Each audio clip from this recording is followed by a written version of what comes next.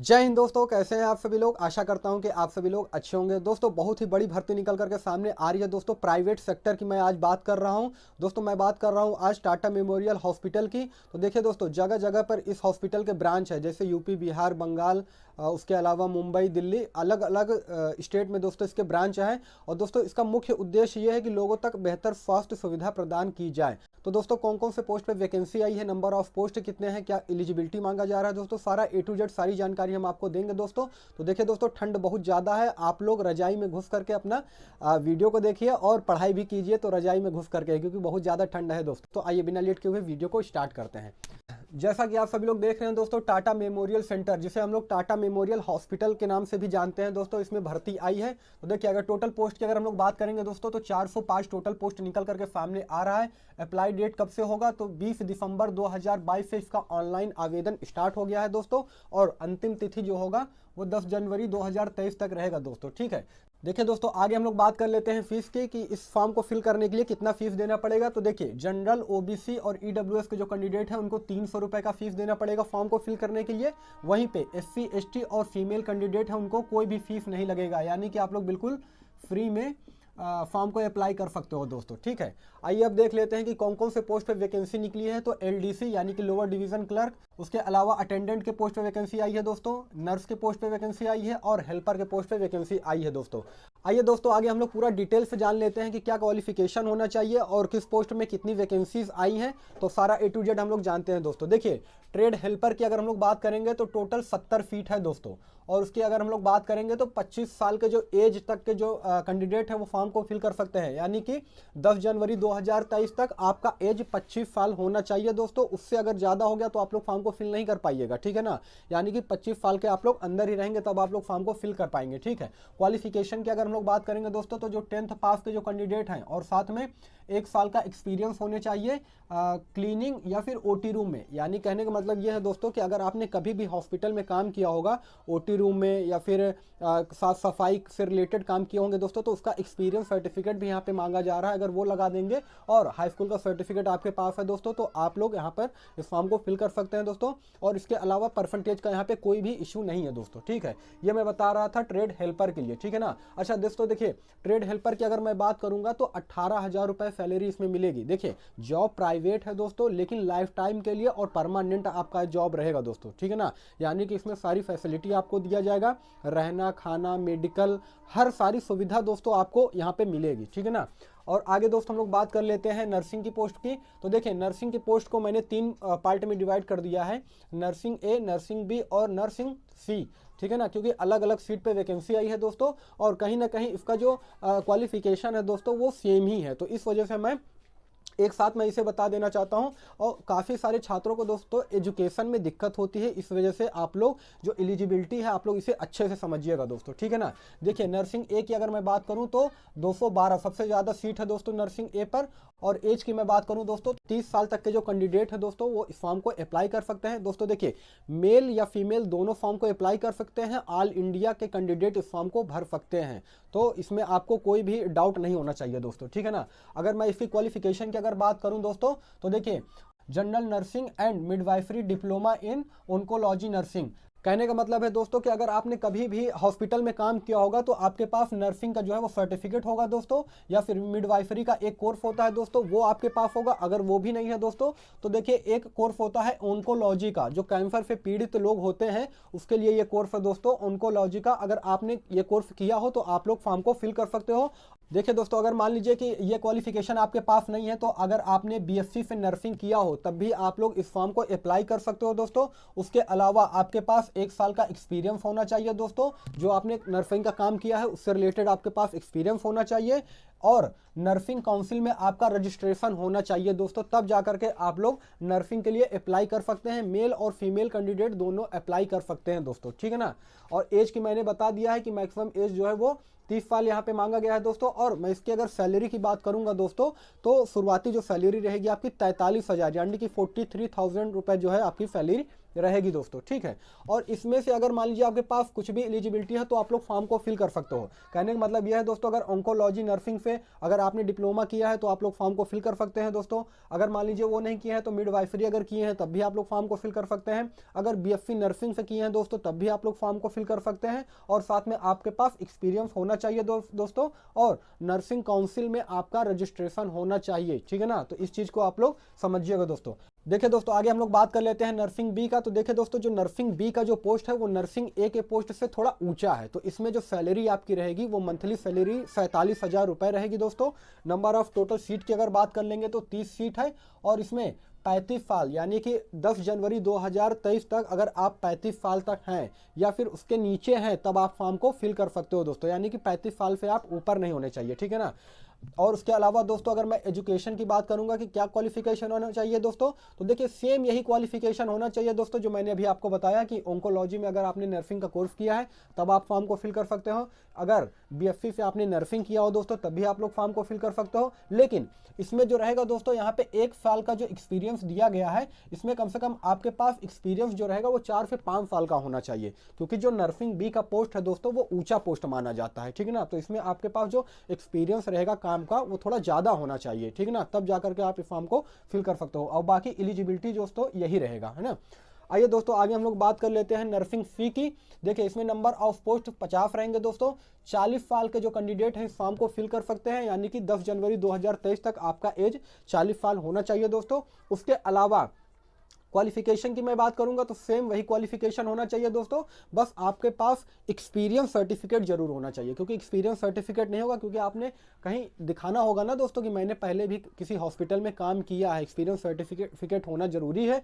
और साथ में दोस्तों नर्सिंग काउंसिल में आपका रजिस्ट्रेशन भी होना चाहिए, ठीक है ना। और इसमें जो आपकी सैलरी रहेगी दोस्तों नर्सिंग फी में वो 53,000 रुपये सैलरी रहेगी दोस्तों मंथली, ठीक है ना। प्राइवेट जॉब है दोस्तों, लेकिन सारी सुविधा मिलेगी और आप लोग लाइफ टाइम के लिए एम्प्लॉयमेंट रहोगे दोस्तों, यानी कि आपको कोई हटा नहीं सकता है, ठीक है ना। जब तक आप नहीं चाहो दोस्तों तो आप जो है उसे आपको कोई हटा नहीं सकता है वहाँ से, ठीक है ना। तो इस चीज़ को आप लोग ध्यान रखिएगा दोस्तों। आइए आगे अब हम लोग बात कर लेते हैं अटेंडेंट की। अटेंडेंट के पोस्ट की अगर हम लोग बात करेंगे दोस्तों तो इसमें नंबर ऑफ सीट ये क्लियर नहीं है दोस्तों, लेकिन एज की अगर हम लोग बात करेंगे तो 25 साल तक, यानी कि 10 जनवरी 2023 तक आपका एज अगर 25 साल या उससे अगर कम है तो आप लोग फॉर्म को अप्लाई कर सकते हो दोस्तों। और अगर दोस्तों इसमें मैं एलिजिबिलिटी की अगर बात करूंगा तो देखिए हाई स्कूल का सर्टिफिकेट आपके पास होना चाहिए और साथ में 1 साल का एक्सपीरियंस होना चाहिए दोस्तों। आपने किसी भी दुकान में काम किया हो, जैसे यहाँ पे फोटो कॉपी वगैरह होता है, लेमिनेशन होता है ना, तो उस चीज़ का अगर एक्सपीरियंस आपके पास है तो आप लोग वहाँ पे उसे दिखा सकते हो, ठीक है ना। तो यहाँ पे कोई बहुत ज़्यादा एजुकेशन क्वालिफिकेशन मांगा नहीं जा रहा है दोस्तों। अगर बेसिक अपने आपके पास अगर हाई स्कूल का आपने कोर्स किया हो और साथ में अगर आपके पास अगर फोटोकॉपी की ऑफिस में या फिर दुकान में कहीं भी अगर आपने काम किया तो उसका सर्टिफिकेट लगा दोगे तो आप लोग अटेंडेंट के लिए आप लोग फॉर्म को अप्लाई कर सकते हो दोस्तों, ठीक है। आइए दोस्तों आगे हम लोग बात कर लेते हैं एलडीसी की, यानी कि लोअर डिवीजन क्लर्क की। तो 27 साल एज यहाँ पे मांगा जा रहा है, ठीक है ना, कि आपका एज जो है वो 27 साल तक होना चाहिए और उसके अलावा 27 साल से ऊपर नहीं होना चाहिए, ठीक है ना। और इसमें अगर क्वालिफिकेशन की अगर हम लोग बात करेंगे दोस्तों तो आपके पास ग्रेजुएशन होना चाहिए और उसके अलावा कंप्यूटर का नॉलेज होना चाहिए दोस्तों और प्लस में 1 साल का एक्सपीरियंस होना चाहिए। कुल मिला के कहने का मतलब ये है दोस्तों कि एक्सपीरियंस आपका जो है वो सभी में मांगा जा रहा है। वो 1 साल का एक्सपीरियंस हो, 2 साल का हो या फिर 5 साल का हो, अगर एक्सपीरियंस आपके पास होगा तभी आप लोग फॉर्म को फिल कर सकते हो दोस्तों। देखिए दोस्तों, अगर आपने ग्रेजुएशन आईटी सेक्टर से किया है यानी कि इंफॉर्मेशन टेक्नोलॉजी से किया है या फिर पीजीडीसीए वगैरह किए हो तो भी आप लोग फॉर्म को ये अप्लाई कर सकते हो, क्योंकि उसमें कंप्यूटर से रिलेटेड ही जो है वो कोर्स रहता है दोस्तों, ठीक है ना। और 1 साल का एक्सपीरियंस आपको दिखाना पड़ेगा। तो दोस्तों ये क्वालिफिकेशन हो गया, ये क्लर्क के पोस्ट के लिए मैं बता रहा हूँ दोस्तों, लोअर डिवीजन क्लर्क के लिए मैं ये बता रहा हूँ, ठीक है ना। देखिए दोस्तों, जो मैंने अभी तक पोस्ट बताई है इसमें मेल और फीमेल कैंडिडेट दोनों अप्लाई कर सकते हैं। ऑल इंडिया के आप कहीं से भी हो तो आप लोग अप्लाई कर सकते हो दोस्तों। ऑनलाइन इसका आवेदन हो रहा है, लेकिन जॉब जो है दोस्तों ये प्राइवेट जॉब है, ठीक है ना। लेकिन सारी सुविधा आपको मिलेगी दोस्तों और दूसरी चीज ये है कि आपको सैलरी बहुत अच्छी मिलेगी, ठीक है ना। आइए दोस्तों अब आगे बढ़ते हैं, सिलेक्शन प्रोसेस के बारे में जान लेते हैं कि भर्ती प्रक्रिया क्या होगी। तो देखिए दोस्तों, सबसे पहले आपका रिटन टेस्ट होगा, ठीक है ना, और स्किल टेस्ट। देखिए दोस्तों, स्किल टेस्ट बहुत ज़्यादा जरूरी है क्योंकि देखिए नर्सिंग में अगर आप लोग काम करने जा रहे हैं तो सबसे मेन चीज़ ये है कि आपको उस काम के बारे में जानकारी होनी चाहिए, ठीक है ना, एक्सपीरियंस होना चाहिए। तो इसीलिए यहाँ पे स्किल टेस्ट मांगा जाता है दोस्तों, और रिटन तो मांगा ही जाता है, खैर ठीक है ना। तो ये चीज़ आपके पास होना चाहिए। आइए देख लेते हैं नर्सिंग ABC। देखिए यहाँ पे दिया गया है ना नर्सिंग ABC, यहाँ पे मैंने एक साथ जो है लिख करके इसका सिलेबस में बता रहा हूँ दोस्तों, आप लोग समझने की कोशिश कीजिएगा। देखिए MCQ की अगर बात करेंगे यानी कि ऑब्जेक्टिव टाइप के क्वेश्चन पूछे जाएंगे 50 नंबर के। उसके अलावा दोस्तों आपका स्किल टेस्ट होगा 50 अंक का, यानी कि दोस्तों ये जो एग्जाम आपका होगा ये 100 नंबर का होगा, और उसके लिए आपको 1 घंटे का समय दोस्तों दिया जाएगा, ठीक है। किसके सब्जेक्ट से क्वेश्चन पूछा जाएगा दोस्तों, मैं ये आपको बता देता हूँ, यानी कि सिलेबस के बारे में आइए जान लेते हैं। जनरल नर्सिंग से क्वेश्चन रहेगा दोस्तों, आपका जनरल नॉलेज से क्वेश्चन रहेगा, इंग्लिश से क्वेश्चन पूछा जाएगा दोस्तों, और नर्सिंग मैथमेटिक्स होता है उससे भी क्वेश्चन पूछा जाएगा, और ओंकोलॉजी यानी कि जो कैंसर से पीड़ित लोग होते हैं उनके लिए ये कोर्स होता है दोस्तों, ओंकोलॉजी, तो उससे रिलेटेड आपका क्वेश्चन पूछा जाएगा दोस्तों। समय की बात करेंगे तो आपको 1 घंटे का समय दिया जाएगा। ये नर्सिंग A, B और C ये तीनों के लिए मैं बता रहा हूँ दोस्तों, ठीक है। आइए आगे हम लोग जान लेते हैं क्लर्क के बारे में, यानी कि लोअर डिवीजन क्लर्क की अगर मैं बात करूँ तो इसमें क्या पूछा जाएगा दोस्तों, तो MCQ टाइप के क्वेश्चन पूछे जाएंगे, यानी कि ऑब्जेक्टिव टाइप के क्वेश्चन पूछे जाएंगे दोस्तों 50 नंबर के। उसके अलावा डिस्क्रिप्टिव टाइप के क्वेश्चन पूछे जाएंगे दोस्तों 50 नंबर के। अब काफ़ी सारे छात्रों को ये नहीं पता होता है कि सर डिस्क्रिप्टिव टाइप के क्वेश्चन में क्या क्या पूछा जा सकता है, तो देखिए मैं ये क्लियर कर देना चाहता हूँ कि देखिए दोस्तों डिस्क्रिप्टिव में आपसे एसे, निबंध, लेटर, पैराग्राफ लिखने के लिए कहा जाएगा दोस्तों। तो इस तरह के बेसिकली क्वेश्चन पूछे जाते हैं डिस्क्रिप्टिव में। और उसके बाद स्किल टेस्ट होगा दोस्तों, यानी कि काम का एक्सपीरियंस आपके पास कितना है, कितना अनुभव है, आप कितनी अच्छी तरीके से काम को जो है वो करते हैं, यानी कि स्किल होना बहुत ज़रूरी है दोस्तों, क्योंकि आप लोग नर्सिंग में जा रहे हैं, ठीक है ना। तो इससे 50 क्वेश्चन, यानी कि कुल मिला के आपका 50 और इधर 50, यानी कि 150 नंबर का क्वेश्चन पूछा जाएगा दोस्तों, और समय आपको 3 घंटे का दिया जाएगा दोस्तों, और कोई भी निगेटिव मार्किंग नहीं होगा, ठीक है ना। तो कोई भी निगेटिव मार्किंग नहीं है दोस्तों, तो आपको घबराने की कोई ज़रूरत नहीं है। पहले तो आप लोग अच्छे से तैयारी कीजिएगा और उसके बाद अच्छे से एग्जाम दीजिएगा दोस्तों, ठीक है। आइए अब अगले पोस्ट की बात कर लेते हैं, अटेंडेंट या फिर हेल्पर की बात कर लेते हैं दोस्तों। तो इसमें भी 50 नंबर के क्वेश्चन पूछे जाएंगे दोस्तों MCQ से, यानी कि ऑब्जेक्टिव टाइप क्वेश्चन पूछे जाएंगे। बहुविकल्पी टाइप के क्वेश्चन रहेगा दोस्तों, बस आपको 4 ऑप्शन दिए जाएंगे और उसमें से आपको एक का टिक लगाना रहेगा, ठीक है। उसके अलावा स्किल टेस्ट से 50 नंबर का क्वेश्चन पूछे जाएंगे दोस्तों। बेसिक इंग्लिश से क्वेश्चन पूछा जाएगा, जनरल नॉलेज से पूछा जाएगा। उसके अलावा करंट अफेयर्स से क्वेश्चन रहेगा दोस्तों, और बेसिक मैथमेटिक्स से क्वेश्चन पूछा जाएगा। अब बेसिक मैथमेटिक्स से अलजेब्रा हो गया, उसके अलावा स्टैटिक हो गया दोस्तों, एडवांस मैथमेटिक्स से भी कुछ क्वेश्चन पूछ लिए जा सकते हैं। तो ये सब चीज़ आप लोग तैयार कीजिएगा, ठीक है ना। समय की बात करेंगे तो 1 घंटे का समय रहेगा दोस्तों। और हेल्पर में देखिए दोस्तों कोई बहुत ज़्यादा एजुकेशन भी नहीं मांगा जा रहा है, केवल 10th है और केवल 1 साल का एक्सपीरियंस मांगा जा रहा है दोस्तों। अगर आपने कहीं भी काम किया हो हॉस्पिटल में, या फिर जैसे OT रूम में है ना, जिस ऑपरेशन थिएटर होता है उस रूम में काम किया हो, या फिर क्लीनिंग से रिलेटेड काम किए हैं, तो उसका सर्टिफिकेट आपके पास होगा तो आपको रख लिया जाएगा, ठीक है ना।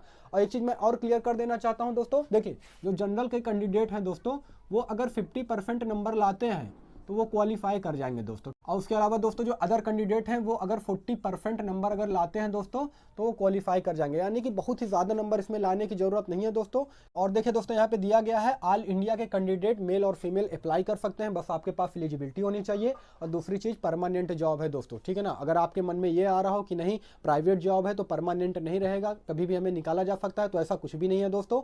आप लोग ये वहम अपने मन से निकाल दीजिएगा, आपका परमानेंट जॉब रहेगा, लाइफ टाइम के लिए रहेगा दोस्तों, और सैलरी भी अच्छी खासी रहेगी दोस्तों, और सारी सुविधा भी दी जाएगी आपको, यानी कि रहना, खाना, मेडिकल सुविधा, उसके अलावा सारी फैसिलिटी आपको मिलेगी दोस्तों, ठीक है ना। तो उसमें कोई घबराने की बात नहीं है। तो दोस्तों ये जानकारी थी, मुझे लगा कि आपके साथ शेयर करना चाहिए दोस्तों। तो सारा सब कुछ मैंने आपको बता दिया दोस्तों, आशा करता हूं कि आपको समझ में भी आया होगा दोस्तों। गवर्नमेंट जॉब के लेटेस्ट अपडेट पाने के लिए आप हमारे यूट्यूब चैनल जॉब वेब को सब्सक्राइब कर सकते हैं दोस्तों। अगर वीडियो आपको अच्छा लगा हो तो वीडियो को लाइक कीजिएगा, और आपका कोई सवाल हो दोस्तों तो आप कमेंट सेक्शन के माध्यम से पूछ सकते हैं दोस्तों। फिर मिलेंगे किसी नेक्स्ट वीडियो में, तब तक के लिए धन्यवाद।